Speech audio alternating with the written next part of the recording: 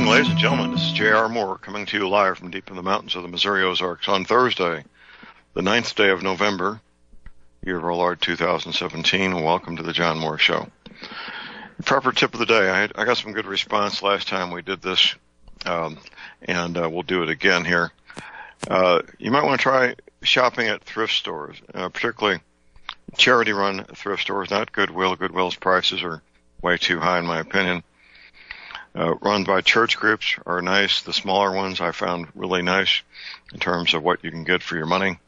There's an outfit called Savers, nationwide, 350 stores. Offers a nice discount to veterans, by the way. Something to check out. I routinely buy a bag full, when I say a bag, 20 to 30 pairs of shoes and boots for 50 cents a pair. Get a nice sleeping bag for $5, that kind of thing. Heavy jackets, and so forth. The things that you can really save some money on. Heavy jackets, footgear for the children and grandchildren, in-laws who might be showing up. So, proper tip of the day is to don't be bashful. Go to thrift stores and see what you can find that would help in your preparations. Okay, we're hoping that Tim Spencer would call in, and looks like he has not yet. But when he does, Tim will join us. And in the meantime, we will have open lines. Oh, it looks like Tim is here. We do have a patient waiting in the green room, my friend Tim Spencer. Tim is a husband, a father, a grandfather, a rancher, a veteran of the U.S. Navy Submarine Corps, and proprietor of the excellent website ruralsurvival.info. Good morning, Tim. All right. Good morning, Tim.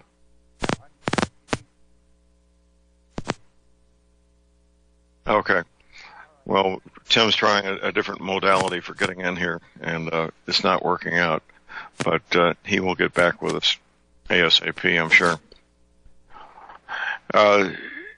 Tim is my webmaster, as most of you know, and as of last night, we have another movie with another map of North America with new coastlines.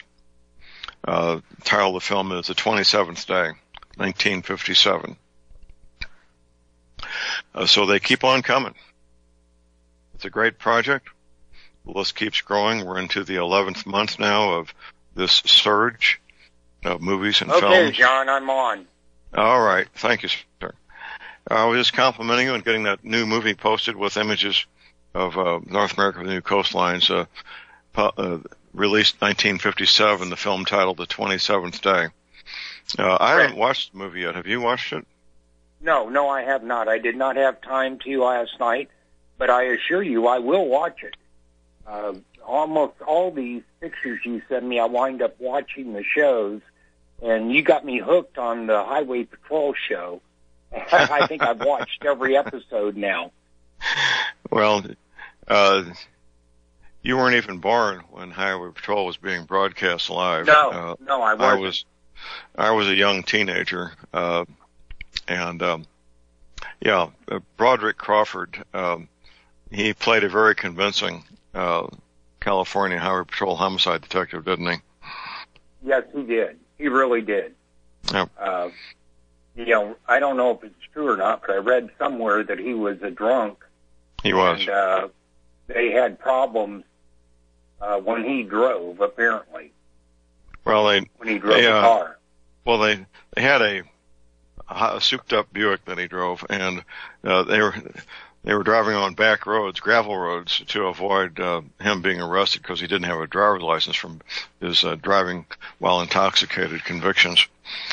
Pretty funny, but yeah, that's the way it was. Oh, wow, such is life. Well, Tim, a couple hours ago, you and I were talking about the state of the world, geopolitical matters, and right. Your prognostication, which I agree with, that in the Middle East as well as the Korean Peninsula, we're at the edge of war. Well, I actually believe, John, that we're closer in the Middle East than we are with North Korea. That's only based on what I've been reading. I don't have any inside sources over there, thankfully. Well, we actually have acts of war taking place. So that yes, we do. Is. where in the Korean Peninsula, it's saber rattling and words being exchanged. In the Middle East, they're shooting Scud missiles at each other. So correct. Yeah. Yeah. So that's acts of war, clearly. Alex Jones has been interviewing a young man who claims to be connected to Special Operations Command as a former contract employee of some kind. I'm not sure what his position was, who says that the missile shot at Saudi Arabia from Yemen was actually set up and put in place by the CIA to try I wouldn't doubt that a bit. Right. I really wouldn't. The word I'm getting, John, is that was a really souped-up super Scud that was shot or fired, launched, whatever the word is. And Saudi Arabia was able to take it down by firing 4, I'm not saying they were Patriots, but Patriot-like missiles at the Scud. And the pieces actually landed at the airport at Riyadh on the runway is where it all fell apart at. So yeah, the Scud missiles were state of the art 50 years ago. They weren't even state of the art 50 years ago. They were primitive 50 years ago, and of course they're still primitive. But they're very large, relatively slow moving. Don't have a guidance system that's worth a darn in terms of today's technology. But they can still kill a lot of people, can't they? Oh, yeah. You're talking a minimum of a 1,500-pound warhead, at a minimum, or chemical weapons or bioweapons. And, yes, they can do a tremendous amount of damage, John. Yeah, large... It could wipe out a city block plus easily. And they are accurate enough to hit a very large target, like a airport, for example. Yes. Pinpoint targeting is not part of the program for a Scud missile. And, of course, our forces, when U.S. forces invaded Iraq, we were dealing with Scud missiles then quite a bit, weren't we?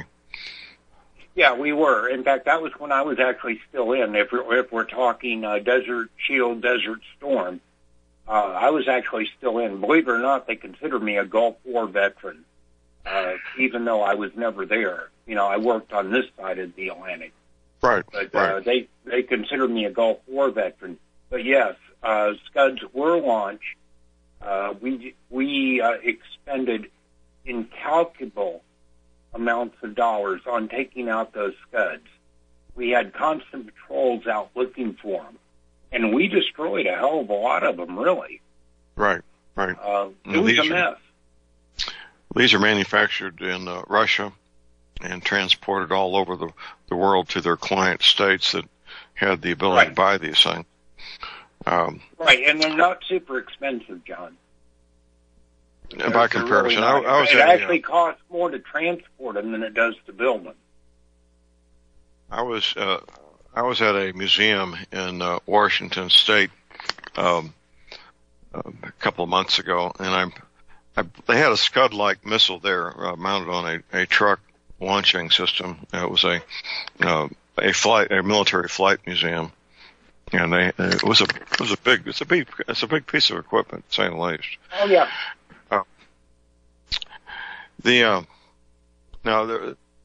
On Drudge this morning, there's a headline that President Trump has a Middle East plan that he will unveil in about 5 to 6 months in the spring of 2018, which may be too little too late. What do you think? If what I understand about his plan is correct, I think it will result just like all the other Mideast peace plans.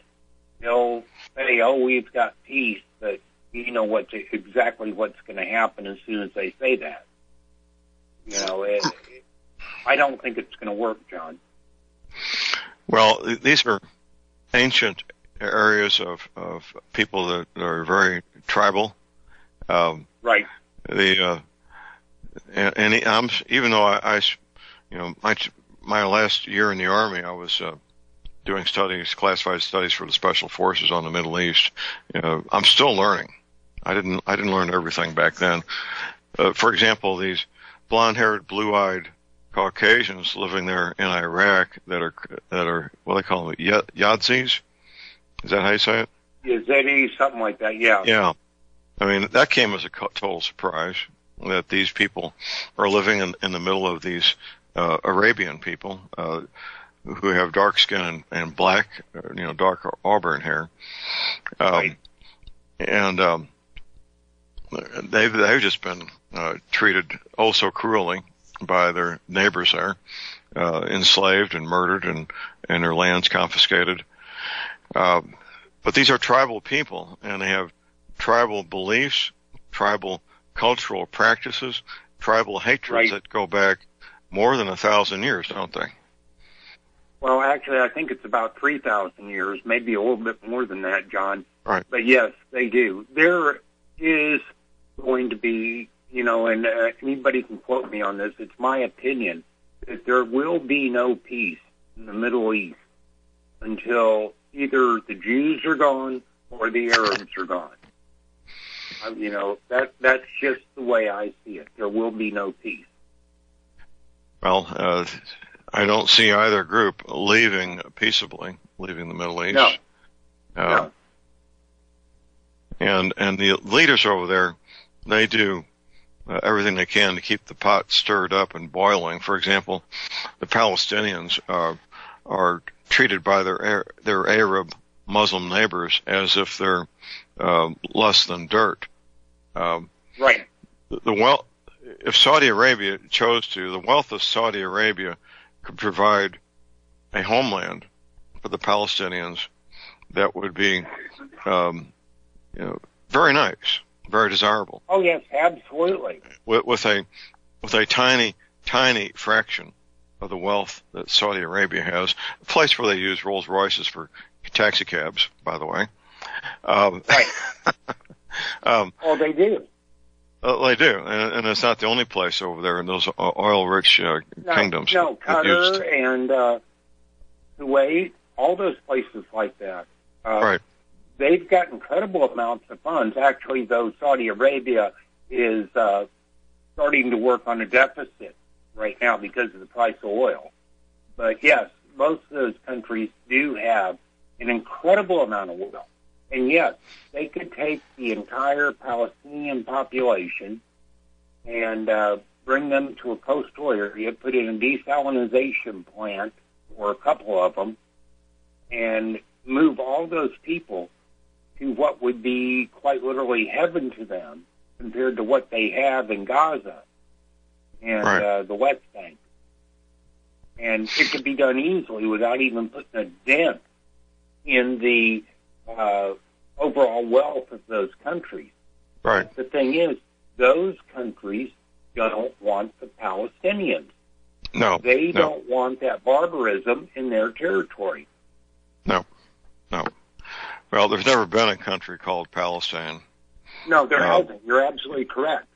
All Palestine's ever been is just a territory of Jordan. Is all it's ever been.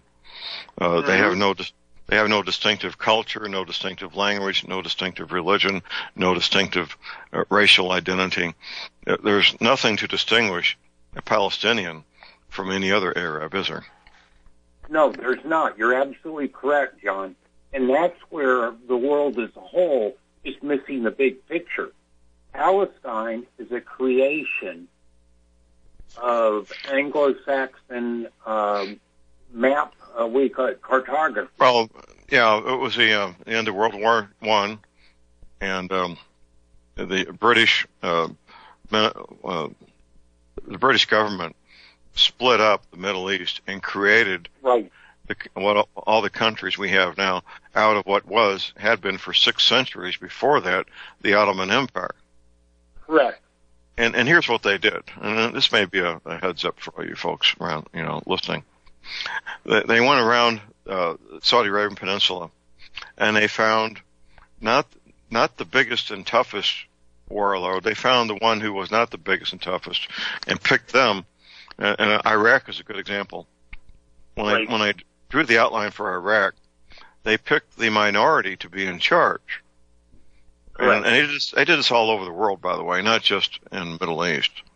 When you pick a minority and put them in charge, by the way, the French did the same thing with the Catholics in Vietnam. Yes, they did. When you put a minority in charge, they know that they have to maintain control by force if necessary.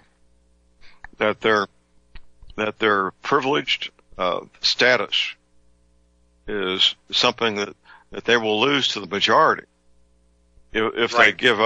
they give up military and police control of their territory. In addition, Correct. when they set these governments up, and like they did in Iraq, they made agreements for economic, financial, and military aid to keep them in power, and it was a relationship that worked for decades. And Saddam Hussein was just the most recent of many leaders in Iraq who had benefited from that same system. Saddam's group was the minority in the territory they created. They were put in charge by the British, given military aid, economic and cultural aid, and all kinds of things to help keep them in power. And that's what happened all over the Middle East, was the creation of all these countries. And in addition, we got a break coming up here. The whole concept of foreign fighters doesn't hold water if you're over there, because for 600 years you could be born in Lebanon, go to school in Egypt, marry a woman from Iraq, and live in Saudi Arabia. And sure, so absolutely. they're all related. They're all related by blood and marriage. Yes. Here's our caller. We got Davey in Texas. Davey, hold on. We got a break. We'll be right back.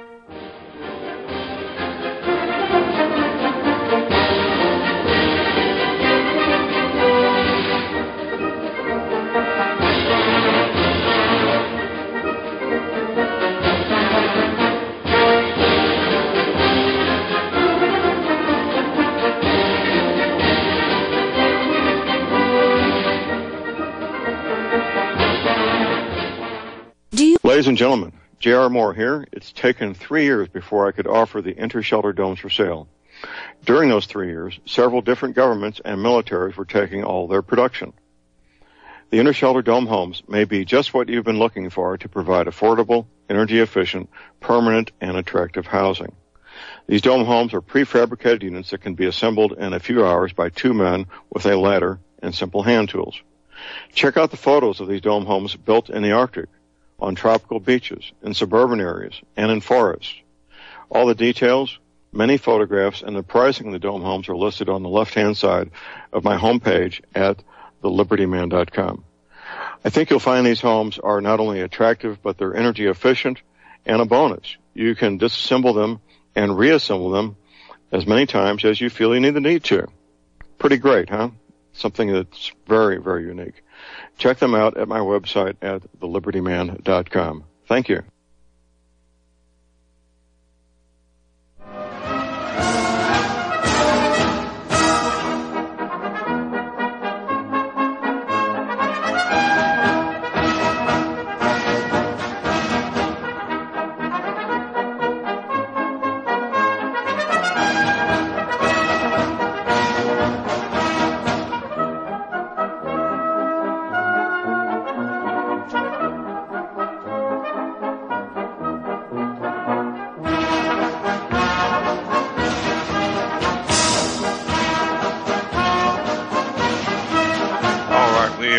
Ladies and gentlemen, we're back. J.R. Moore here on Thursday, the 9th of November.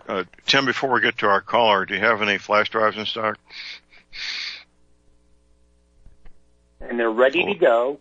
5595, 1,570 plus documents.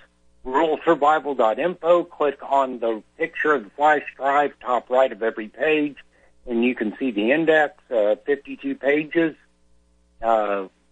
I think folks will be very happy with these. I've had zero complaints since I started selling them. Right. I'd call them books instead of documents. I think most of them would be more considered books. Well, yeah, there's some of these things are 250, 300 pages on there. That's right. Our caller here is Davey in Texas. Good morning, Davey. Hello, right. Davey. Go ahead. Can you hear me all right? Go ahead, sir. Yes, sir. Yes, sir. All right. Well, gentlemen, there's a lot to talk about, and, I've been on the trail for about 50 years myself, so I can share what I know to be true. And in the For What It's Worth department, I would question have you ever read of the book The Curse of Canaan by Eustace Mullins? I've read some of Eustace' works. I haven't read that one. Well, that's a must-read. That's a must-read, especially for the deep background on the so-called Middle East. And another excellent read that I would recommend is A Short History of the Middle East by George Kirk. It helps a little bit to know the history of an area and who are the, parties of interest in that area, specifically who has the largest economic. And Americans are terribly ignorant of that whole part of the world, and well, most of the world as far as that goes. Exactly, and it was deliberately done, actually, by the so-called educational system, specifically the public education system. But of course, fathers who care about their children will tell their sons and their daughters that truth has value, real value. That's right. And I remember my grandfather saying, if the rest of the herd is going that way, don't go that way with them. Probably they're misguided. So just see the herd going that way and go the other way. And you'll be better off. Davey, I agree. Anyway, I would like to, I'm working through this book called Fleshing Out Skull and Bones by Chris Milligan. And there's a quote on page 336 in the book that says, following a 3-year investigation of the 1886 riot in Chicago that resulted in the deaths of 7 police officers and the injury of 63 more, Police Captain Michael Shack stated that in London there are all of the factors for the most dangerous mob the world can produce. In France, the Commune is stronger than ever it was, and the Red Terror may appear with every turn of the whirling gig of politics. In Spain and Italy, the socialists are busy, while in Germany and Russia, a crisis is at hand. Let none mistake either the purpose or the duration of these fanatics, nor their growing strength. This is a methodical, not a haphazard conspiracy. The ferment in Russia is controlled by the same heads and the same bands as the activity in Chicago. There is a cold-blooded, calculating purpose behind this revolt, manipulating every part of the world over to a common and ruinous end. Well, that was very insightful to be written that long ago. In 1886. Yeah, 1886. Anyway, the whole point of the story is that, you mentioned earlier, and I think it's a very true statement, actually, that there will be no peace in the Middle East until the Jews are removed from the Middle East. And the truth of the matter is, the good news of the gospel is, according to Jesus at John 8:44, no one on earth has to believe the lies that are manufactured at the lie factory by the synagogue of Satan, Talmudic terrorists who hate Jesus as a religion. Davey, that's a religion. Thank you, Dave. We need to move on. We appreciate your call. Well, if the Jews were gone, we would still have the Saudi Arabians attempting to start war with Iran, wouldn't we, Tim? Oh, absolutely. Yeah, even if all of Israel was gone, the conflicts would remain between the Sunnis and Shiites. I mean, that's going to be forever and ever until one of the groups exterminates the other. Just as I said earlier, if the Jews stay, then the Arabs have to go, or if the Arabs stay, then the Jews have to go. And I'm not picking sides by saying that. I'm just stating a fact. Right. Well, peace in the Middle East is a moving target and will always be a moving target.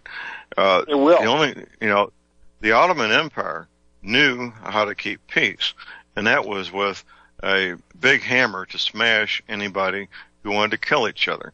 That's how Saddam Hussein, the best place in the Middle East to be a Christian was not our buddy Israel. It was Iraq. Iraq was the best place before all this happened.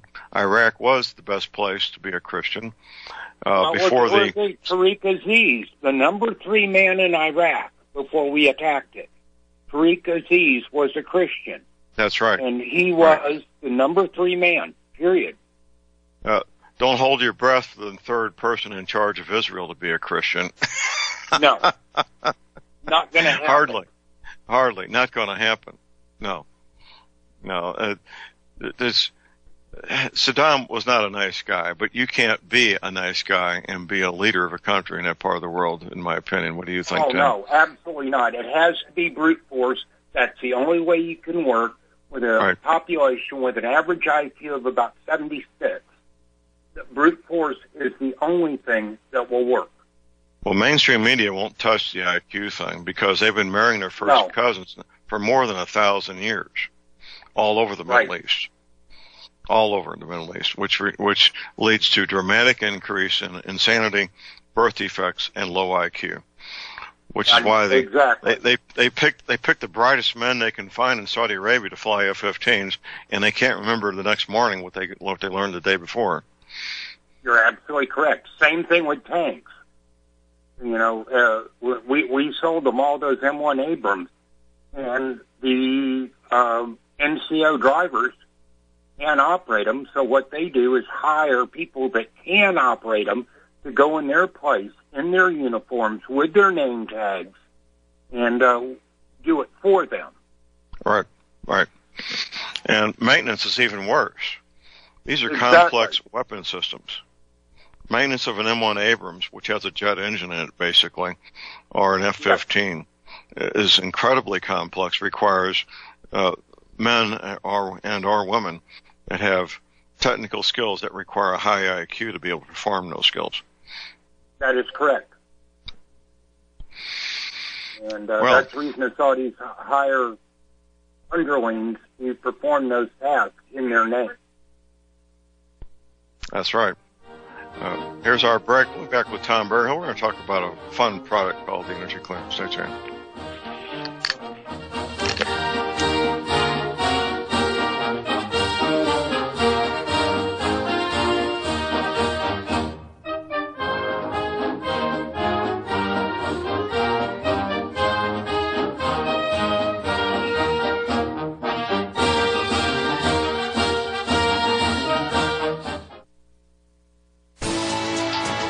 You are tuned in to the Republic Broadcasting Network. Visit our website by going to republicbroadcasting.org.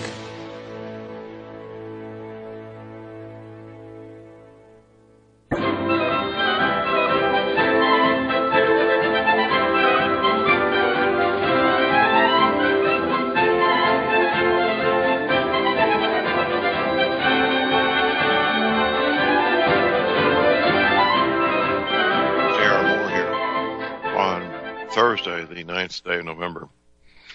Usually Tom Berryhill calls in. Apparently he hasn't yet, but when he does, we will have Tom with us. We're going to talk about the energy cleaner. I guess Tom may have a conflict this morning. Well, it looks like he's here.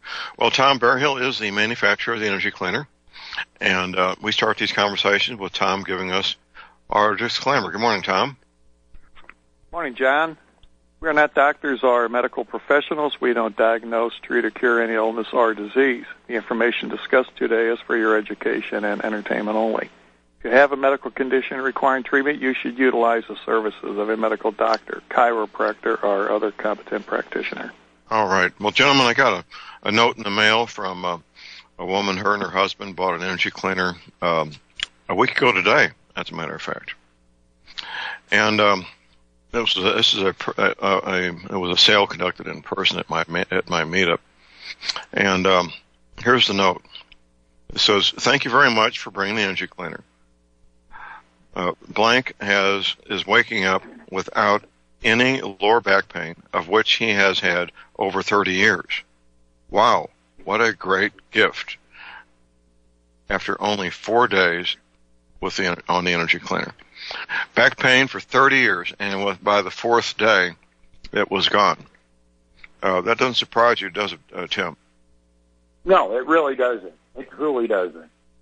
That's the way it happened to me, but I was so afraid that it was just a fluke that I didn't want to go on the radio for about 3 weeks to endorse it until I knew for a fact the energy cleaner was what was doing the trick. Right. And it absolutely does not surprise me that this gentleman received relief in that amount of time. Right. Well, 3 decades. Would be 1987. Right. Before the World Trade Center was blown up the first time. Right. Before. Well, just like me, John, I started with my problem in 1984.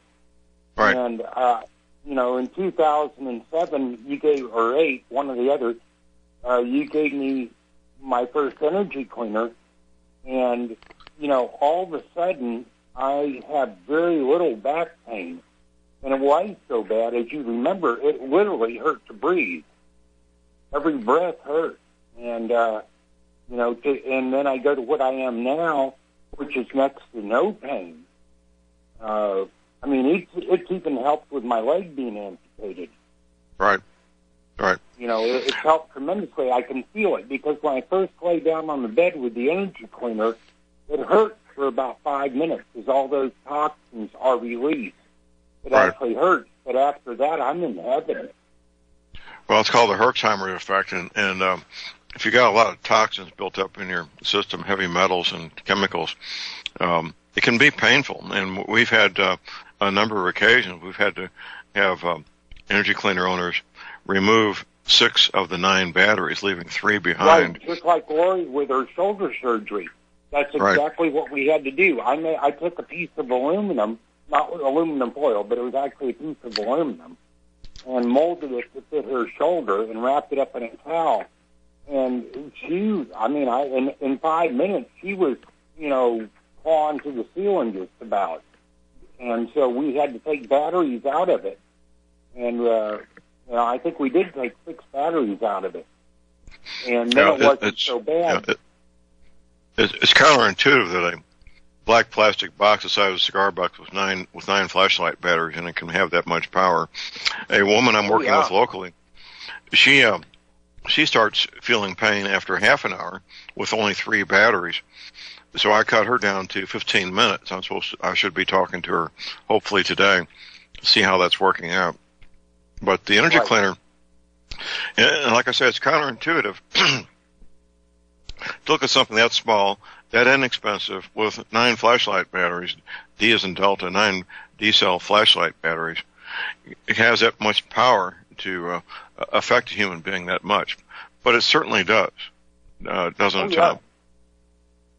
Oh, yeah, it does, John. Sometimes it seems like some of these people that are having these pain issues are maybe using multiple pharmaceutical drugs that has them so clogged up that energy cleaner cuts it loose and it really causes some pain. I've really thought that could possibly be the issue. And until they clear that out, they can't keep all the batteries in there. It's just too much for them. Right.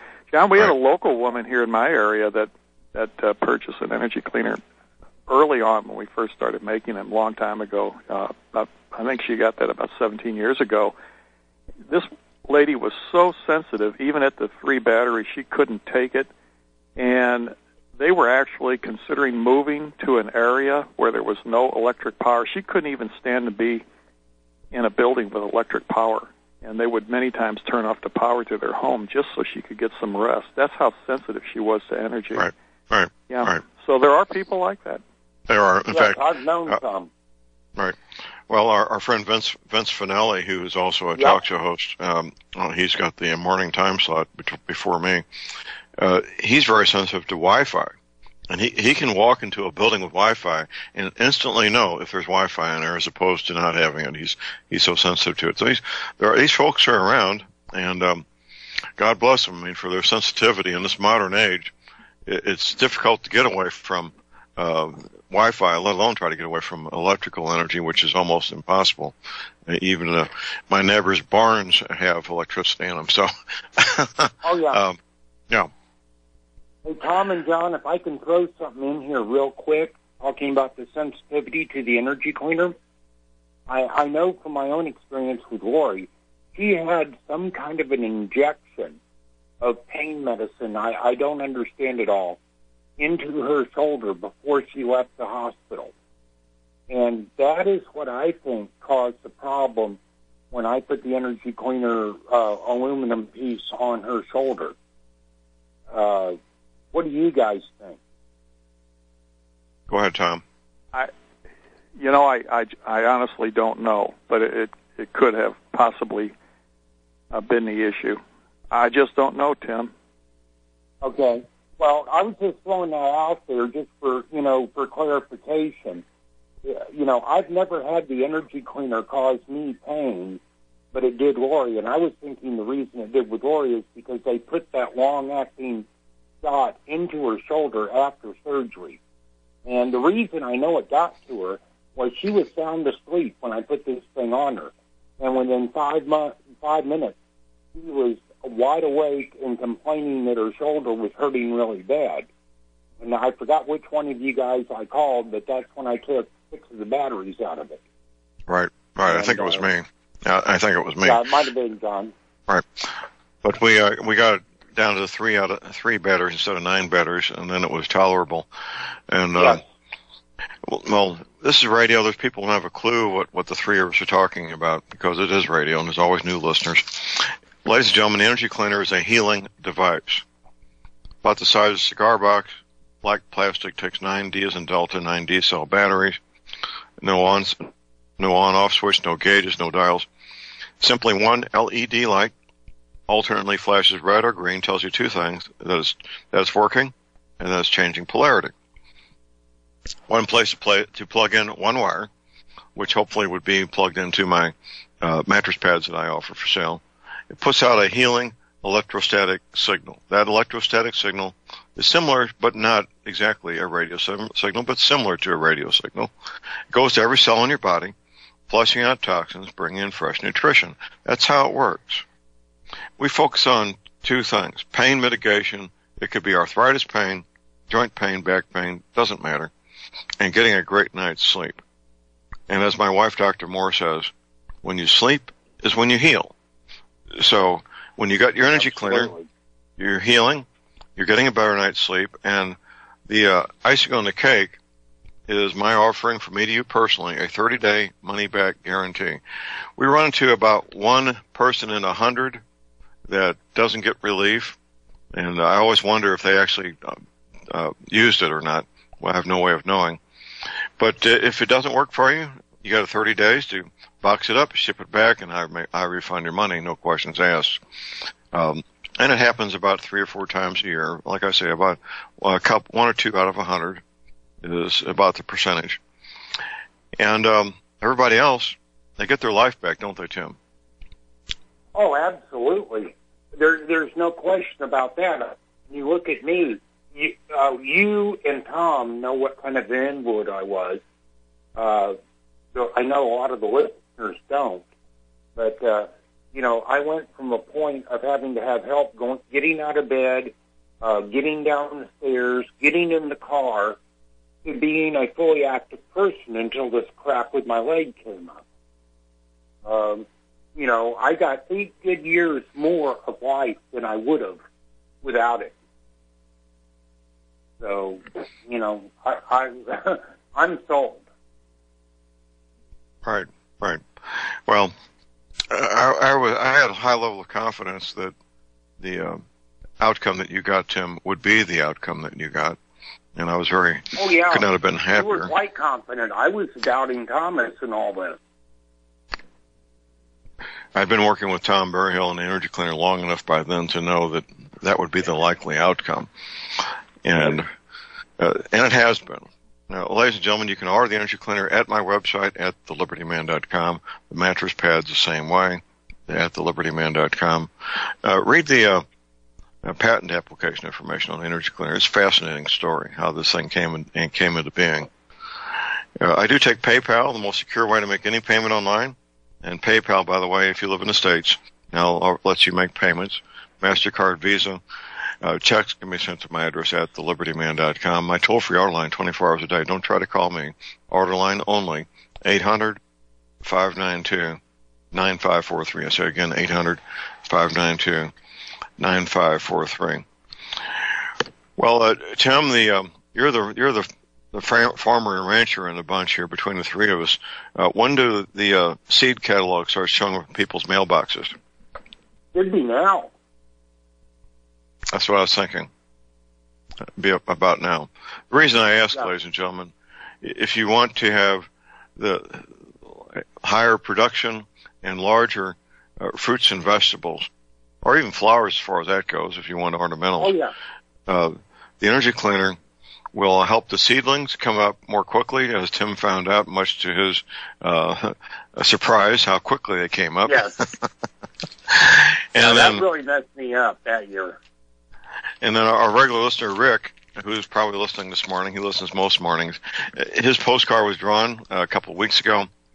In fact, I think it's time for another drawing, Tom, isn't it? I believe so, John. I mean, that's your department. Yeah, you didn't have one last week. Well, then let's glad do somebody's reminding me. Okay, I got the envelope. I'm shaking it up, and I'm reaching in, and let's see what we got here. All right, we've got Mike in area code 951. Mike in area code. Oh, these are old cards. I gotta get the new cards. No wonder it. Wrong envelope. Sorry. I'll shake up this one. Oh well. Yeah. That one was already picked. Okay, here's a nice one with a sunset. And this is Australia. Wow. Cool. Ashwin in Australia. Ashwin's a previous customer of ours, and he's had one for 2 or 3 years. And I'll be in touch with Ashwin in Australia to let him know that his postcard was drawn. And the discount will pretty much cover the postage to Australia, pretty close. It may not quite cover it. Well, actually, it will cover it. It will some left over. So, Ashwin, you'll get to buy an energy cleaner for $215 US instead of $285, and I'll be in touch with you by email, and we'll get this thing squared away. All right. This is our promotion, ladies and gentlemen, to help Republic Broadcasting, sponsored by Tom Berryhill, the manufacturer. If you go to my website, scroll down the right. You don't have to scroll down. It's on the right side. There's an orange sticker on my website, or on the right side of my homepage.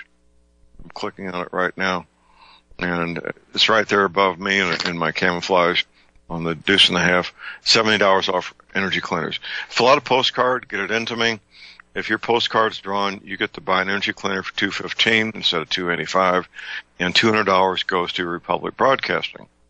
And I know Mr. Statmiller is very appreciative of this, and it helps out to keep everything working here at Republic Broadcasting. Okay, well, getting back to the garden use, you can't fool plants. You can't fool cats and dogs. There's no such thing as a placebo effect on a dog, is there, Tim?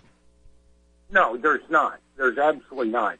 In fact, if Lori and I aren't home or upstairs, we have to close our bedroom door because all the dogs discover the energy cleaner. Right. And they're on the bed. It's intuitive. And that's, yes. Anybody who has cats and dogs and has an energy cleaner knows that, because that's what happens. We don't have dogs here at our place. We have a separate room from the house where the dogs would sleep. And we had an energy cleaner and little mattresses set up for them, and they would, and a little doggy door. They could go in and out. And they would periodically all day long come in and take a half-hour nap or so on the energy cleaner and go back out. And that was something they did all the time, no matter what the temperature was or time of day. We locked them up at night, of course, but they would come and go and make use of that energy cleaner signal. It was pretty funny, but they both had relatively long lives, and we were glad to make use of the energy cleaner in that manner. And I've had a number of people that have had set up energy cleaners for their cats and dogs, and the cats and dogs really like them, don't they, Tom? Well, they sure do, John. You know, our little dog was with us for 18 years and 4 months. He had his own energy cleaner pad, and the local veterinarian's office, they were just amazed because they said, you know, that breed of dog can live pretty long, but that was an extreme case for almost any dog. They had never seen anything like it. And he was in very good shape up until the very end when his kidneys just gave out. He was a pretty old dog, but still rather active. That's right. So it really does help with the animals. And, John, a couple of comments before I forget. You know, a lot of talk lately about getting potassium iodide in case of radiation problems and things like that.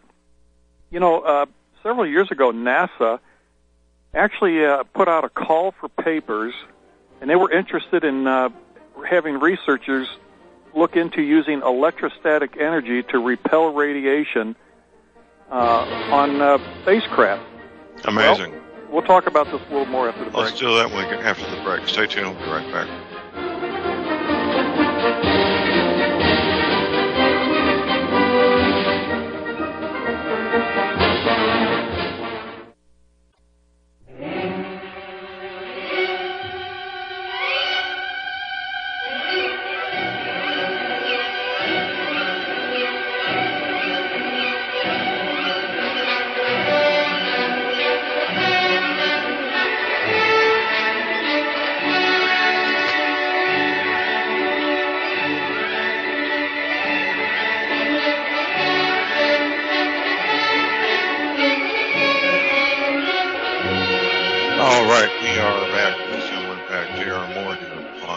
Thursday, the 9th of November, visiting with Tom Berryhill and Tim Spencer, talking about the energy cleaner, a marvelous healing device. Tim, we frequently, jokingly talk about energy cleaner procrastinators. It's become almost a mantra of mine. Yeah. But you lost 2 weeks of recovery of your health because of your own procrastination, didn't you, sir?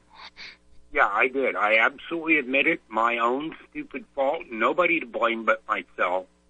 You know, John, I wouldn't even have accepted the energy cleaner if it had been anybody but you giving it to me. And I really had very little confidence in it. And, yeah, it took me a while to get it hooked up. It took me 2 weeks to finally get it hooked up. But once I did, oh, my God, I started feeling the results immediately. I mean, there's no question about that. In fact, it happened so quick that I wasn't even willing to go on the radio for a few weeks to talk about it until I was sure it wasn't a fluke. You know, I just couldn't believe this little box did what it did. Well, and that was back when we were still using screen wire, not, you know, the mattress pads. And it was just amazing. In comparison to multi-million-dollar hospital complexes with hundreds of trained professionals, multi-million-dollar equipment, a little black plastic box doesn't appear to be much compared to all that, does it? No, it doesn't. In fact, mine's old enough that it was the cream-colored one. But, yeah, you're absolutely right. It was just incredible. And I couldn't. Now your daughter, your adult daughter, is getting relief also, isn't she? Yes, she is. Hey, Fish. Yeah, she's sitting right beside me. The energy cleaner. How is it affecting you? Is it making things any better? Yeah, for the most part. Yeah, it's making her feel better, John.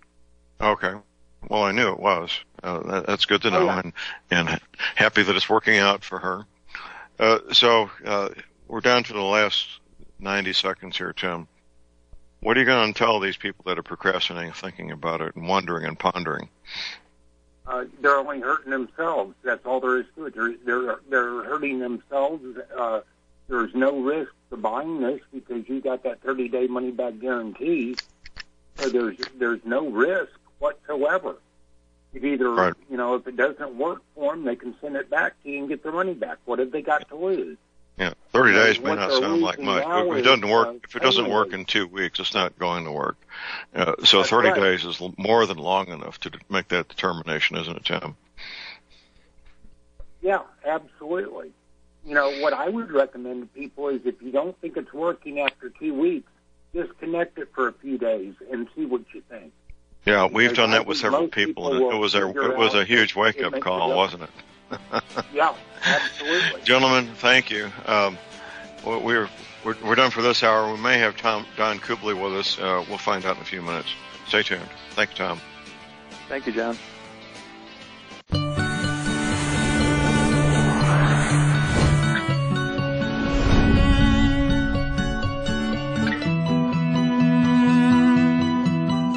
All right, we're back, ladies and gentlemen. J.R. Moore here, our second hour on Thursday, the 9th day of October. The purpose of the day, don't be bashful. Go ahead and shop at the thrift shops. Ones run by charities I found to be the best. I wouldn't go to Goodwill. Their prices are way too high for things they get for free, quite frankly. But the thrift shops run by local charities are great. There's a nationwide chain called Savers that offers a great discount to veterans. Good place to get extra boots and shoes, heavy outdoor clothing, maybe a sleeping bag for $5.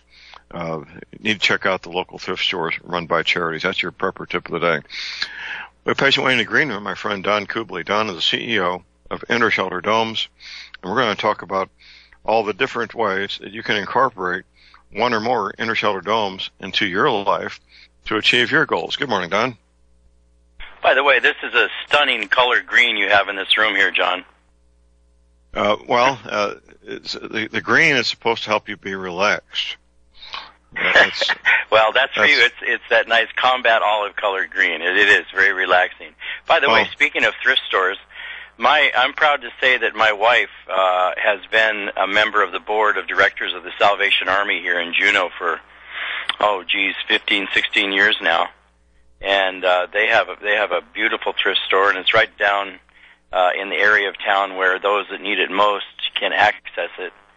And in fact, I haven't had a normal Thanksgiving in probably 12 years. On Thanksgiving Day, her and my daughter make a lunch for 500 of their closest strangers.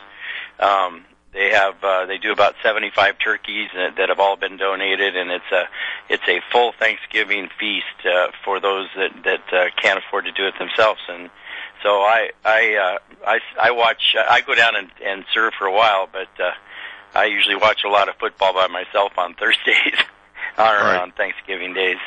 And that's a nice thing that you recommended. Those people can, one, use those great deals on stuff, and two, the charity also benefits from it. Well, I'm a big supporter of Salvation Army as opposed to the Red Cross. The true name of Red Cross should be Red Cross Incorporated.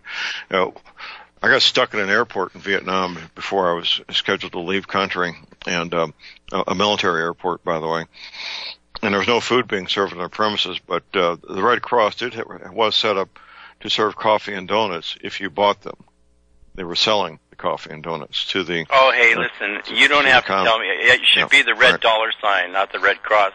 I was in Haiti with Domes a week after the big quake. 10 years ago now, probably almost.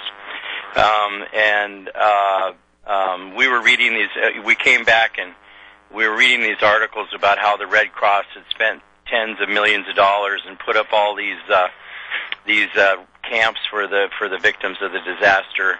And the next week, some reporter, I think it was from New York, I don't know if it was the Times or the Post, but went over there, and they said, why don't you give us the address of where all these camps are, because we'd like to go do a story on them and take some pictures.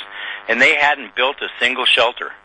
Not one bloody shelter was up for anybody. We were down there before them, and the whole thing was a hoax. It was a major scandal at the time. I don't know if you remember it, but they were taking credit for putting up all these disaster relief camps, and there wasn't a single one there.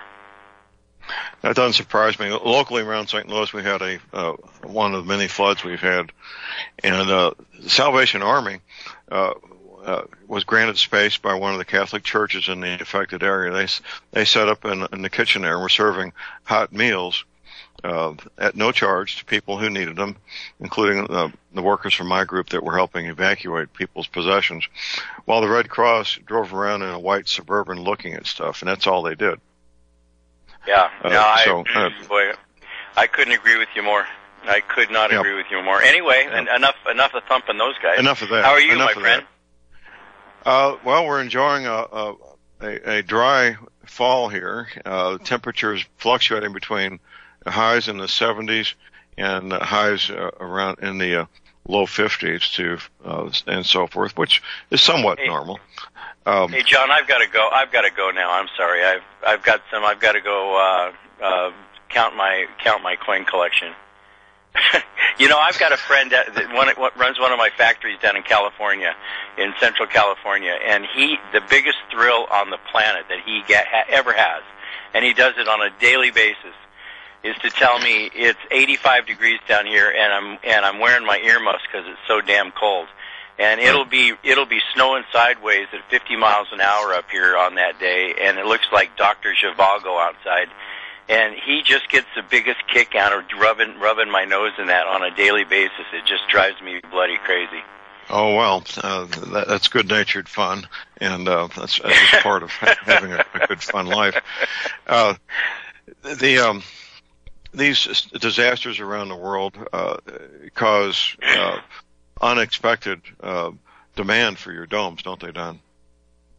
Yeah, and I'm just waiting for the day, John, that I have the ability to really inventory and stockpile them in a big way. Like you say in your commercial, you had to wait a while before I had the surplus to be able to take care of your customers, and I'm really glad I'm able to do that now. But if I can't tell you the number of times that I picked up the phone and it's the deputy ambassador to Italy that just had a quake north of Rome, or it's the people in Japan that just got hit by the wave, or the poor folks in Haiti, or these guys in Puerto Rico. I had FEMA called the other day and said I want 40,000 units, and if I had 40,000 units, they would have been gone, and all those people would have been helped. And it's just easier said than done. You would think you'd be able to go into a bank and just say, I get these calls all the time.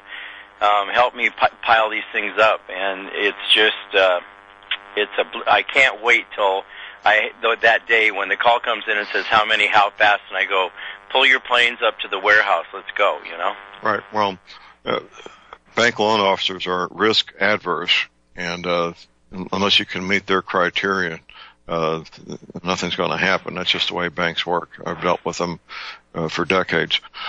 In the meantime, you're ramping up production as quickly as you can, aren't you, sir? Oh yeah, absolutely. Yeah, we're going to be there soon. We're going to be opening up a new one down in Florida. I think we're going to open one in Texas. Of course, we have our regular facilities in California and Portland, and we just got our first big order, as I told you, in our Indian factory for the South Asian market. In fact, I'm going to be in Bangladesh from the 5th to the 11th of December. And I'm not looking forward to it, but I'm sure I'm going to go get a tour of that Rohingya refugee camp there. I hear it's just brutal. We're ramping up as fast as we possibly can. My factory in Portland is tripling in size, we're trying to keep up with it. It's, as you say, it doesn't seem like the disasters get any fewer and far between. That's for sure. No, not at all. And but you don't need a disaster to get yourself a dome, an inter-shelter dome. What you do need is just a little bit of motivation and desire, and to make that first step, which is to go to my website at thelibertyman.com, click on the domes there on the left side of my homepage, and educate yourself about how beautiful these can be, how utilitarian they can be, and most important of all, how cost-effective they could be, as well as no outside maintenance. And that's a big deal. Any homeowner knows outside maintenance for almost all homes, almost all the time. Outside maintenance is an issue that never goes away, is it, Don? Oh man. Try to paint a house with 5 days of sunshine in the summertime. We did that this year. Yeah. And if you don't maintain them, they're worthless. You can't sell them. With domes, all you got to do really is wait for a good stiff rain, or go out and hose the bloody thing off once or twice a year, and that's it. And if you really want to get fancy, you can power wash it, and that's every few years. Right. Well, I can see on the north side of a dome home may have some issues with things wanting to grow there in that dark, moist area, and I know in our part of the world that would be an issue. But a little soap and water, maybe power wash it every couple of years, compared to and that's things homeowners can do themselves without hiring outside paid professionals, right, Don? Oh, absolutely. Absolutely. We when we set this one up in Hilo for the Interfaith conference on homelessness about 3-4 weeks ago, there was 100 churches involved, and I'd set this one dome up right in the middle of this huge auditorium to display it. And this dome has been in Hawaii for, 2 years now. It's been up and down dozens and dozens of times. It's been all over the islands as a demonstration unit. And, they get scuffed. They're laying outside in parking lots, and they're in the backs of trucks. And they'll get dirty when you're moving them around and putting them up and down, and there's people stepping on them and stuff. And it was up, and it looked good, but it was all scuffed up. Mud, pieces of mud and stuff on it. And I told the pastor that was in charge of it, I said, is there any chance I could hire a couple of your parishioners to, go get some simple green and a cloth and wipe this thing down? And he said, oh, absolutely. And it took 2 guys about an hour, and that thing was shining like it was the day it showed up in Hawaii 2 years ago. It was just amazing. I was even impressed. Well, Simple Green is a great cleaner. I've used it myself. I've removed oil spilled on concrete with it, and which is not all extraordinary, except that it's non-toxic. It's the only cleaner I know of that powerful that you could use inside your coffee maker because it's non-toxic. I did not know that. No, it's non-toxic. It's great stuff. But to know that all you need is Simple Green to spiff up the outside of your home. Squirt, squirt, wash, wash, squirt, squirt, wash, wash. What could be simpler, Don? Well, yeah, but this was only because it's been moved across the islands a couple dozen times and up and down several dozen times. If it wouldn't have been marked up, if it just been sitting there, it still would look like new. Absolutely. Well, there's very few things that you can say, that anybody can say is unique. This is a unique project. I started reading the Mother Earth News 40 years ago when it came out, and the people were making all kinds of attempts to build dome structures, and the one common denominator among all of them was that they leaked, and that's been solved now. Yes. Yeah, absolutely. The geodesics were a real big fad. It was a huge deal in the day back in the hippy-dippy days, but the geodesic, you have to use regular building materials, and you build hundreds of little triangles and then attach them together, and they were notorious for leakage. Mine you can flip upside down and paddle because the panels overlap like fish scales. If you look close at it, it looks just like a king salmon, and it's sealed with marine caulk. I mean, they're totally watertight. It's impossible to get water in them. Right, exactly.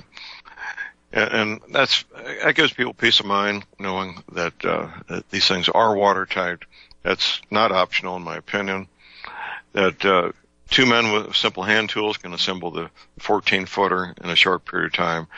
3 men in simple hand tools can assemble the 20-footer in a short period of time, using a ladder, of course. And getting the basic shell put together is quick and simple and easy, isn't it, Don?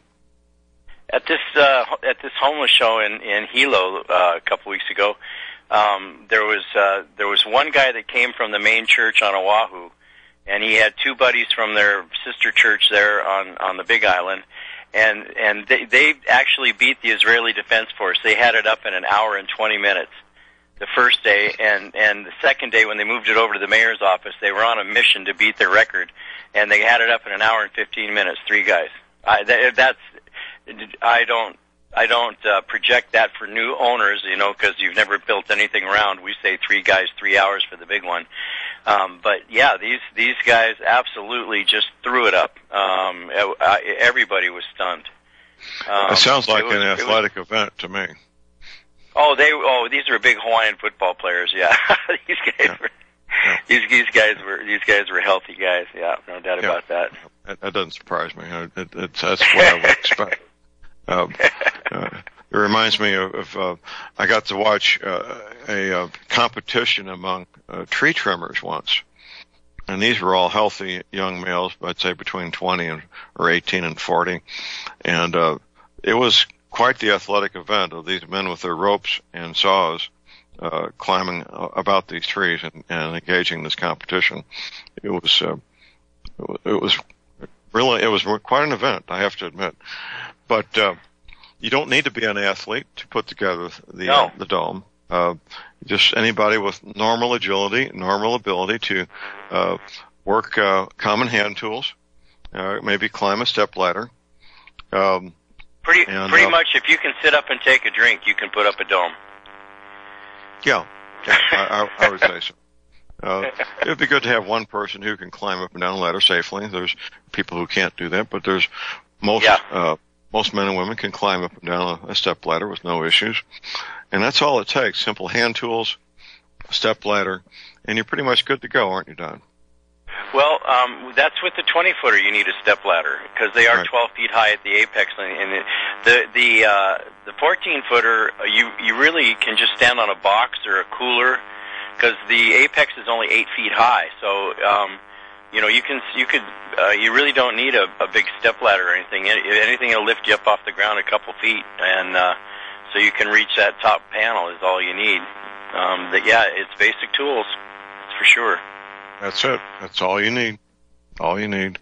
And of course, the first step is to look at all the options for floor plans, for size, for doors and windows, and then go ahead and make your choice. The options constitute either a smorgasbord of choices, or maybe you might want to look at it as a blank palette on an artist's easel, writing for you to put whatever you want on that canvas. And the canvas is going to look like anything you choose, isn't it, Don? It sure does. Did you take a look at that Borealis Base Camp that I sent you the link to, that Northern Lights viewing? I did. That was phenomenal. Phenomenal photographs. We got a break here. The call number is 800-313-9443. Ladies and gentlemen, J.R. Moore here. It's taken 3 years before I could offer the inter-shelter domes for sale. During those 3 years, several different governments and militaries were taking all their production. The inter-shelter dome homes may be just what you've been looking for to provide affordable, energy-efficient, permanent, and attractive housing. These dome homes are prefabricated units that can be assembled in a few hours by 2 men with a ladder and simple hand tools. Check out the photos of these dome homes built in the Arctic, on tropical beaches, in suburban areas, and in forests. All the details, many photographs, and the pricing of the dome homes are listed on the left-hand side of my homepage at thelibertyman.com. I think you'll find these homes are not only attractive, but they're energy efficient, and a bonus. You can disassemble them and reassemble them as many times as you feel you need to. Pretty great, huh? Something that's very, very unique. Check them out at my website at thelibertyman.com. Thank you.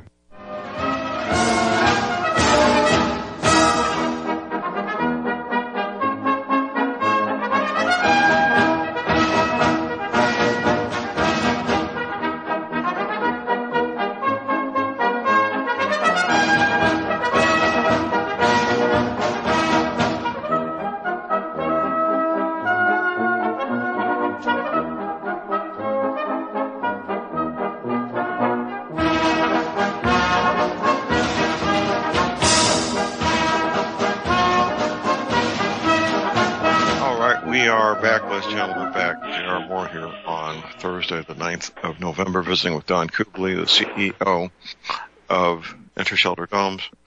You can see how the beautiful photographs and floor plans of Intershelter Domes at my website at thelibertyman.com. Intershelter Domes on tropical beaches, in wooded areas, at the North Pole, at the South Pole, in suburban areas, desert areas. There's no place on the planet in terms of climate and temperature that these domes don't exist, is there, Don? That's true. And the beautiful part, John, is that they perform as well in on Skid Row in downtown LA or on Kwajalein Island down near the equator as they do, on the ice of the Arctic Ocean with the United States Navy. I have different names for them. I call the ones that we outfit for the Arctic polar domes, and I call the ones for the desert solar domes, only because you can solar power them. But they're basically the exact same unit. The only difference is the insulation, the amount of insulation you put in them, and instead of having an air conditioner, you've got a heater in there. Other than that, they're the same damn building. Right. Well, the insulation package would help both with extreme heat and extreme cold, wouldn't it? Yeah, the ones that are going on Kwajalein are all got insulation kits. The ones that don't need insulation kits are temperate climates like, Los Angeles and Georgia, Tennessee, those kind of places. You really, because the white ones in the summer, they're 15 degrees cooler than the outside temperature, because they reflect so much of the heat of the sun. And in the wintertime, because the heat rolls around in there constantly, you really, it's got to get down into the 20s or upper teens at night for you to need insulation. Right. Well, it's good to know these options are available.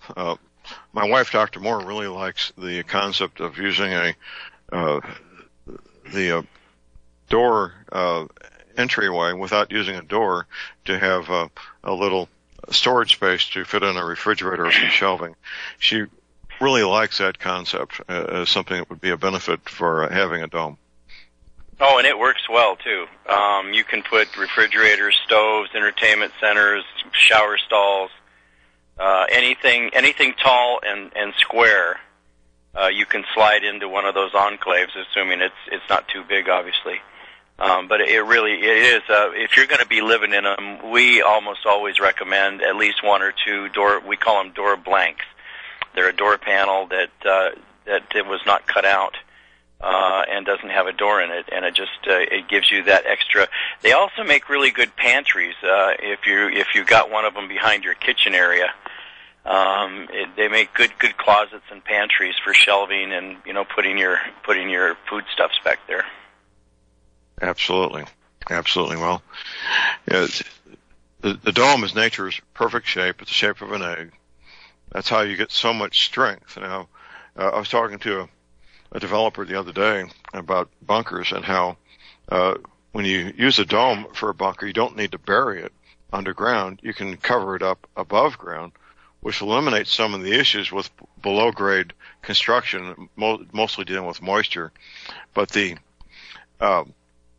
intershelter domes will support the weight of the dirt or concrete or both, won't it? Yeah, and especially the above-ground ones are a nano fraction of the price of any of those underground bunkers that you can buy. I think those start at about $100,000, and that's the small, cheap ones for a couple of people. You can have a dome sitting on a concrete pad and shotcrete it for probably under $1,000, and you got an above-ground tornado shelter. I frankly, if I've got houses flying around above me, I'd rather be above ground than below it, because Lord knows what's going to end up on your hatch when you're stuck down there. Right, and that's certainly an issue that people need to consider. Well, you can if you're going to use shotcrete and cover this thing with concrete, what kind of wire would you cover the outside with? Oh, it could be as simple as chicken wire, but the fact of the matter is, you don't even have to. I mean, that obviously would be preferable. And the chicken wire to cover a dome probably costs under $50, would be my guess. But all you really have to do is just rough up the surface. Because it comes with a really, it's like a ski boat or a yacht, a mega yacht made of fiberglass. It's very, very glossy and high-tech gel coat. But if you don't want to mess with the chicken wire, tell us that you're going to be shotcreting it, and we won't put that final buff on it. Oh, well, that would be real helpful, wouldn't it? Here's our break. Everybody stay tuned. We'll be right back. You are tuned in to the Republic Broadcasting Network. Visit our website by going to republicbroadcasting.org. Ladies and gentlemen, J.R. Moore here. We're continuing our energy cleaner promotion, which began August of 2016. In this promotion, you get to buy an energy cleaner, $70 off retail, and a mattress pad, 10% off retail. $200 of the purchase price of the energy cleaner goes to Republic Broadcasting. This is a great way to help get energy cleaners out to people who need them and have some financial issues to deal with. And, of course, a great way to support Republic Broadcasting. Here's what you do. Send in a postcard. My address is John Moore, P.O. Box 201, Davidsville, Missouri. We pick a postcard every 2 weeks. If your postcard is drawn, you get the chance to buy the energy cleaner, $70 off retail, and 10% off the mattress pads. Put your name and your address, your telephone number, and your email address on the postcard, and we wish you the best of luck. Thank you.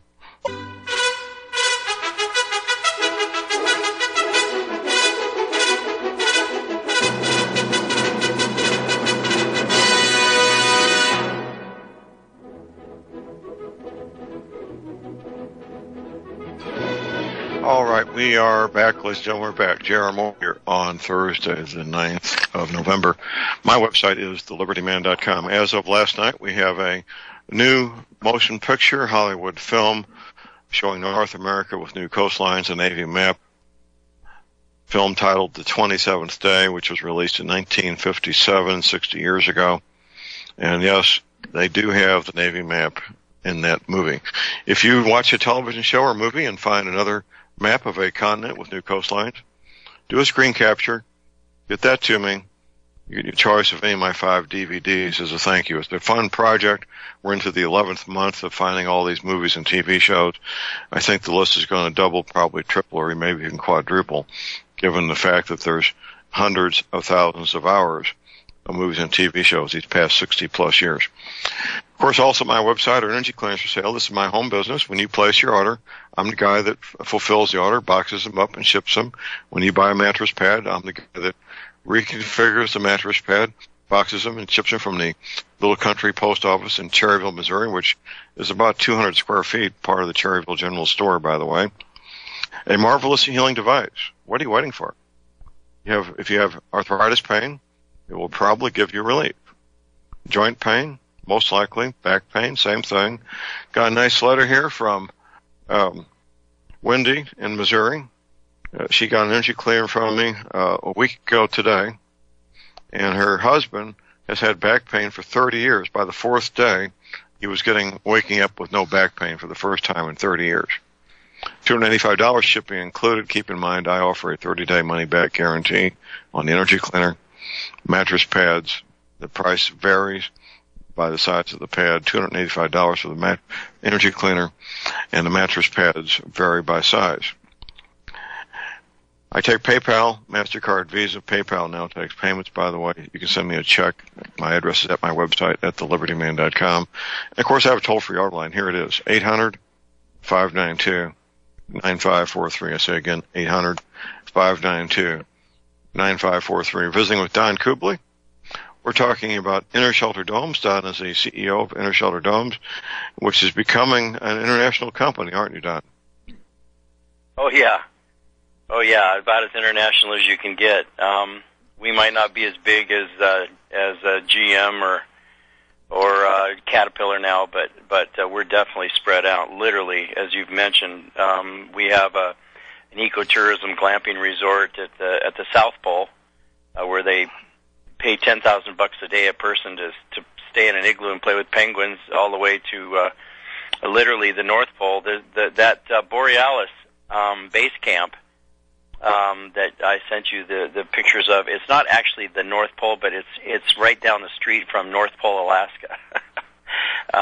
North Pole, Alaska is not at the North Pole. It's right outside of Fairbanks. But the Navy video that I sent you is at the North Pole. It's on the Arctic Ocean. So yeah, we're pretty. You can't get much more spread out than that, I don't think. So North Pole, Alaska, is that where all the Christmas cards for Santa Claus go? Exactly, and it's owned.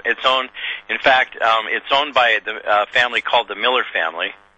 And Terry Miller, their eldest son, was a great politician, a great Alaskan. He was on the city council when he was 18. He was chairman of the he was president of the Senate when he was 26 years old, and he was lieutenant governor when he was 32. And Alaska's a very young place. A majority of the population's under 25. It hurts to be old here.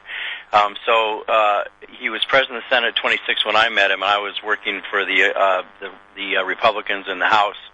I was only 25. I was that my first year I was 18. When he became lieutenant governor at 32, I became his chief of staff. I was honored to serve as chief of staff to the lieutenant governor and legislative liaison for Governor Hammond. But his family, to make a short story long, his family, the Miller family, built North Pole back in the 50s, it's called the Santa Claus House. Right. And they have they have a Santa in there year round for travelers coming to Alaska to visit up here, and all kinds of Christmas stuff, and it's called Santa Claus House. So if my granddaughter writes a letter to Santa Claus at the North Pole, they get it. That's where they're the ones that write her back and tell her she's been a good girl and she's on the list. That's amazing. What a fun way! What a fun thing to do. That's really neat. Yeah. It's a pretty cool place, especially if you're a kid, obviously. Obviously. Well, can you get a dome in red if you want to help celebrate Christmas? Oh, I'll send you a picture of 3 of them. I've sent you the ones that look like apples, haven't I? Right. Well, I don't recall seeing those, Don. Really. I'm not on my big computer right now. I've got a gentleman in Washington State with an apple orchard. Actually, he's got lots of different fruits and vegetables, but I've got 3 of them lined up, painted apple red, and sticking out of the top of them it looks like the stems of an apple, the stems that come out of an apple. Right. And right. This is an older one. This was their TV antennas. And they look exactly like a half an apple sitting there. I'm not in front of my big computer with that picture on it, but I'll send it to you. We can make them any color. We can make them any color under the sun. Now, is there a standard color? Yeah. Oh, yes. Good question. I don't think you've ever asked me that one. The standard color is white. Okay. And if you want a custom color, there is a small upcharge. But we have I think a 64 color chart. And if one of those colors doesn't match, you just send us a sample of the color you'd like, and we'll match it. I would think you'd want white in an environment where it gets hot, like where I am. Absolutely. Yeah. No, that's absolutely right. The darker the color, the more heat it absorbs from the sun naturally. Right. The lighter the color, the more it reflects the heat. That's correct. Absolutely. Well, that's for many parts of the world, white would be the way to go. But of course, people have their own ideas, and they'll choose whatever color they want, won't they? Well, yeah, I'm sure yours is going to be combat green because you'll be able to afford air conditioning, and that's your color. Olive drab, yeah. Yeah. I said one for my mother-in-law would probably be white, but when I'm ready to get one for myself, I'll get olive drab. Or, can you get woodland pattern camouflage?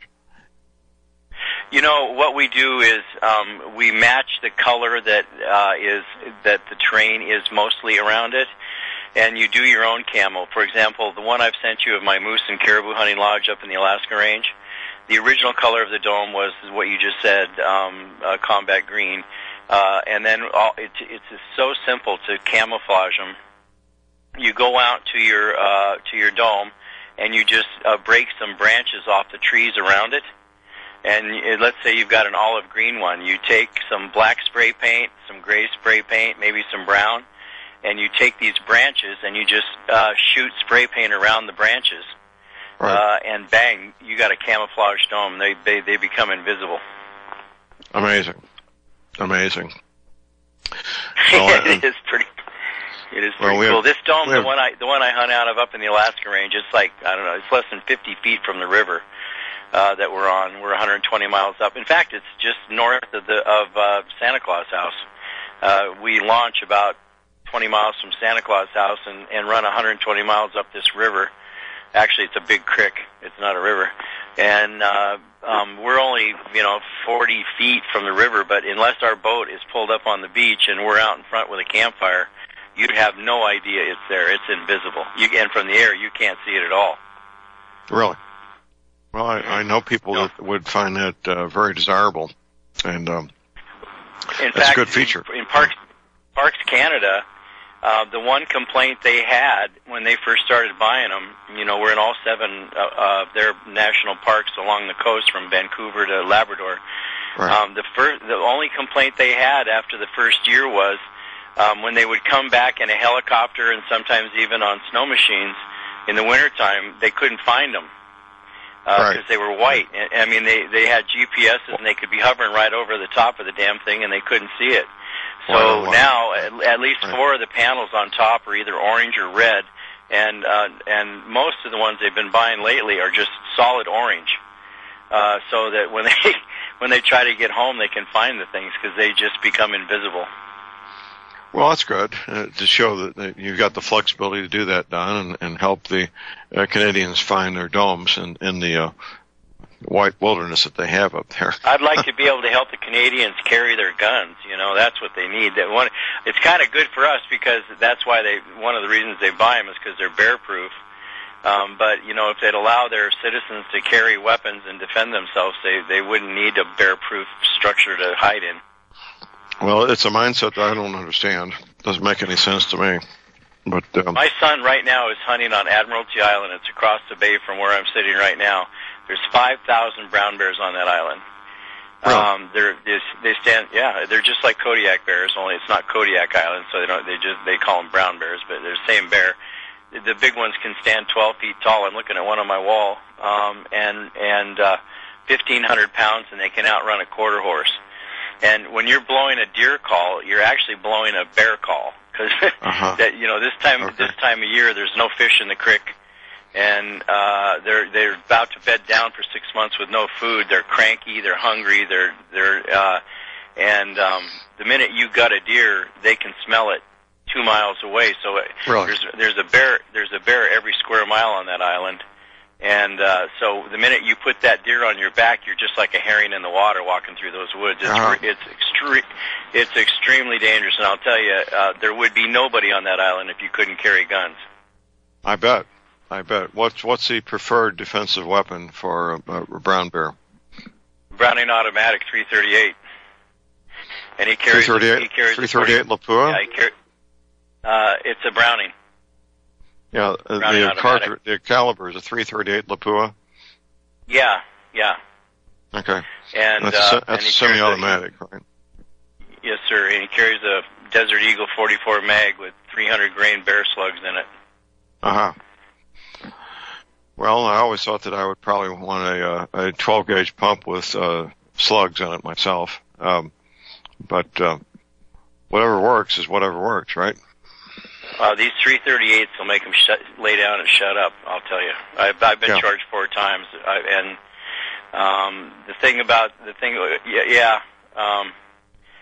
the 12 gauge it has a big kick, right. But it doesn't get in and it doesn't get in and break bones the way a 338 does. You really need something that's going to get deep and bust a lot of bones. Well, that's good to keep in mind. I wasn't aware Browning made a semi-auto in 338 Lapua, which is an extremely powerful cartridge. It's almost as powerful as a 50 cal Browning machine gun cartridge. Very powerful and very accurate, also in the right hands and the right firearm. Oh yeah. Yeah, well, that's good. So is the 338 Lapua good for hunting moose and elk, I would assume, also? Absolutely, yeah. It's way too big for deer, but if you're a good shot, you don't hurt any meat. But when you're hunting them in brown bear country, you absolutely need the biggest thing you can carry. I would agree. Yeah. I would agree. Yeah. And you say the bear can run how fast? They can outrun a quarter horse, let me put it that way. And instantly. Instantly. It's amazing, an animal that big.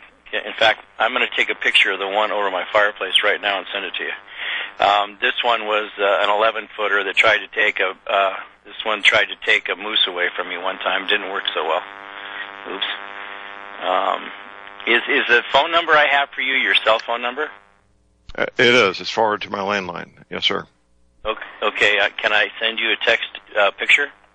Well, I won't see it. If you send it, my telephone is just a telephone. So. Oh, okay. All right. I know you don't want to say it on the air. Maybe next break, have your guy give me your. I can maybe send it via email. Email's the way to do it. Yeah. Yep. Absolutely. Yeah, I've got your email address. Yeah. Yep. You got it. You'll see what these brown bears look like. This bear's mount is the actual height that would be on the ground. When you see this, you'll be stunned. Well, we always hear about the grizzlies, but the brown bears can be just as big and just as dangerous, can't they? Oh, no. A big grizzly is 800 pounds and stands 7 feet tall. A brown bear is 12 feet tall and weighs 1,500 pounds. Oh, yeah. Well, I'm misinformed then, aren't I? Oh, no. Brown bears just slap grizzlies around. Well, we have little brown bears around here. They don't get anywhere near that big. I don't know why. Thank goodness. They've been migrating up. The Arkansas Fish and Game people let them loose about 30 years ago, and they've been migrating north ever since. And I haven't seen any personally, but I've got neighbors who got game cameras and live sightings of brown bears in our neighborhood. But they stand when they're on their four legs, 3 feet at the shoulder or so, which is a good size bear, but nowhere near the size you're talking about. Well, you've got this in your email box right now. It'll give you a good idea. That the mantle of that fireplace is about 5 feet from the ground. Well, about maybe 4.5. So you can see how tall that bear would have been on the ground. Amazing. Well, let me know when you get it. I think you're going to be surprised. Well, it's opening up now as we speak, and I'll see it here. So the height of this bear is the same height that would be in real life. Exactly. That's pretty intimidating. I put it up like that purposely. Purposely. They're intimidating. Yeah. You're not at the top of the food chain. Yeah, they're carnivores, obviously. And this is your living room? Yeah. Okay. Well, we got some nice, looks like cedar or pine paneling there above the fireplace mantle, which looks like a hand-carved fireplace mantle. Beautiful. Yep. Beautiful. Thank you. Well, it's good to know the domes are bear-proof. You guys, things 12 feet tall that want to eat you, I think I'd want to have something that's bear-proof also. Yeah, or be packing your favorite weapon, one of the two. Mm-hmm. And know how to use it. Both. Yeah. You can't stay in the dome all the time. That's right. And there's a Viking helmet beneath the bear there, I see. I'm Swedish. Aha. Which means you're a Viking. All right. I am Viking. Yep. Amazing. Here's our break. Stay tuned. We'll be right back. Right.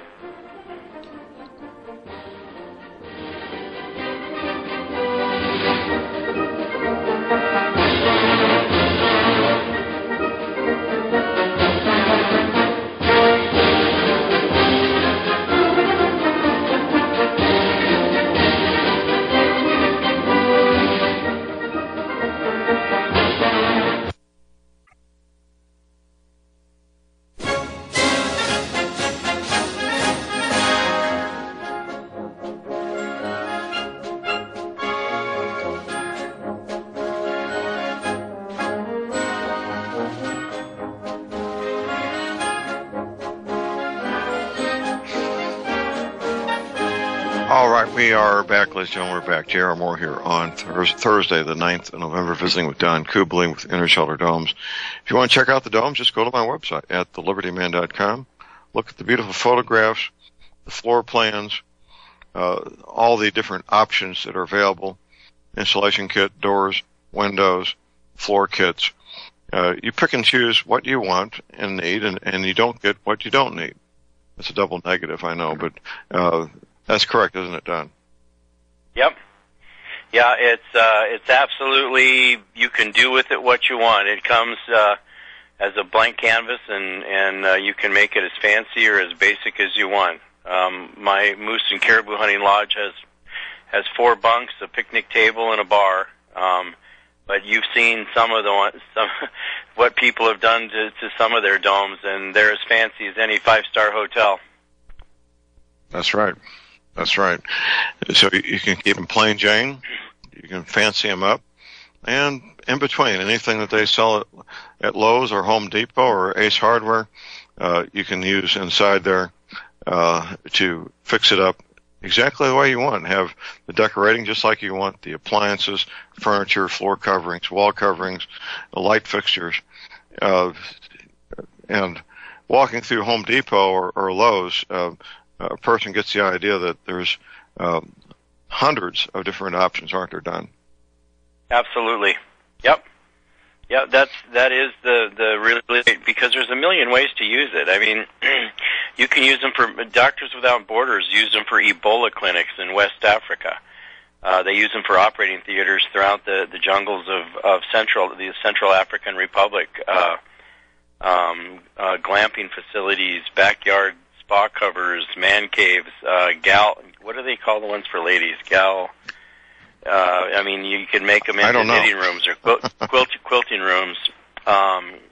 There's a name for it. It's slipping my mind. It means man cave only for a lady. And yeah, it's pretty much unlimited. Man camps for construction sites, mining camps, mountaintop telecommunication sites, military uses, first responders after natural disasters of any kind or terrorist attacks. So yeah, right. The uses are limited only to your imagination. Right. And there's a new product that you're offering. Is it ready for sale in this country? Another type of shelter? Yes, they are. As a matter of fact, we just took we've got. You mean the Q Hut in India? Right, the Q Hut. Right. The Q yeah, Hut. yeah. They can order them in America now. Okay. We just took an order for. Right. I need to get the information on those so I can put it on my website, Don.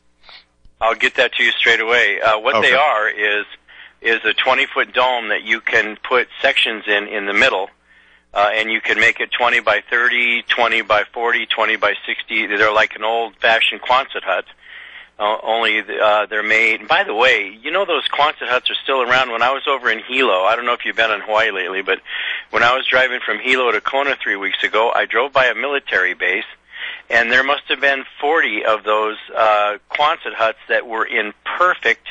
They look like 1944 sitting there. They were all tan, desert tan colored, and I don't know how they kept them up. Like, well, they got people to do it, but yeah, they're just like Quonset huts. You can make them up to 100 feet long, and you can either have them round on both ends with a half a dome, so it looks like a caterpillar, or you can have a flat wall on either or both ends with a garage door or a regular door in it, so you can drive pickup trucks or forklifts or whatever into them. Right. Well, that's good to know. You get that to me because there's people who would be attracted to that type of structure also. So get that to me so I can get them posted with the pricing and everything done. You bet I will. We just sold a 10 Q Hut facility to a medical operation in Libya yesterday. They're being shipped to Tripoli. I sold it to them on one condition. I said, I'll sell you these, but if you expect me to come down there and supervise the construction, you're out of luck. These guys that do my construction out of London are all former SAS special ops British military, and Well, I said, they'll be okay. They'll take care of it now. yeah. Okay. Don, thank you, sir. We look forward to having you back next week, and I look forward to getting those QHUD information. Hey, it was an honor as always, John, and happy Veterans Day in advance. Thank you for your service, sir. God bless you. Thank you. Appreciate it. That's it for the day. Get your medical supplies, your energy cleaner, your essential oils now while you can, your firearms ammunition. Never, ever give up your guns. Please do have a fun, safe, productive day.